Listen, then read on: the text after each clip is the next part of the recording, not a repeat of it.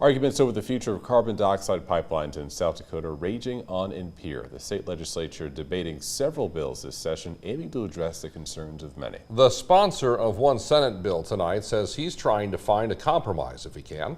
Cooper Seamer in studio with a State House 2024 update. Hello, Cooper. Yeah, Brian and Sam, Senate Majority Leader Casey Crabtree is hoping the bill that he's a prime sponsor of, Senate Bill 201, will finally move along the conversation of carbon pipelines in South Dakota. He says the bill is a compromise and no one will be 100% on board with everything in it, but it is a road forward.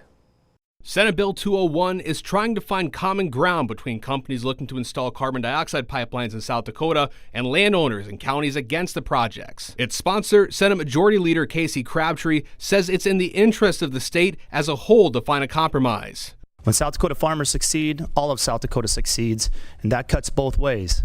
When South Dakota farmers have limited access to national and global markets, our whole state suffers. The bill would require pipeline companies to pay counties a surcharge of $1 for every foot of pipe for as long as the company receives tax credits. It would, on the other hand, overrule actions counties and other sub-state governments have taken so far in requiring unique setbacks and restrictions on carbon pipelines, a move that a Summit Carbon Solutions lobbyist says is the only way forward. You can look on the Facebook posts of the anti-project people and find the county commissioners posting actively in those areas.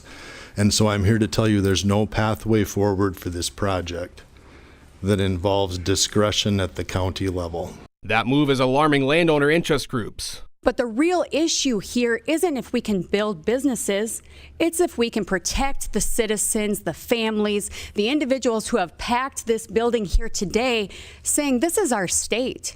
This is where we call home. We need to be able to support all economic development, not just development for one company. At the end of the day, we the people want our communities to continue to grow and lead the way for South Dakota. Crabtree says nowhere else in the country do carbon dioxide pipelines need to follow such unique setbacks, and doing so in the state could bring forward lawsuits. There are over 5,300 miles of CO2 pipelines. That crosses 120 counties. They've got, some of them are with 30 years of safely operating. In none of those counties, in none of those townships, is there a unique setback. While Senator David Johnson of Rapid City ended up opposing the bill, he did call out its opponents for focusing too much on their own emotions and other concerns and not enough on the actual language of it. The testimony about the governor signing or not signing a bill is a deterrent to your case. This legislature, or at least this legislator, does not make his decisions based on what the executive branch may or may not do. Now, the bill passed out of the committee on a 7-2 vote and now heads to the full Senate for consideration.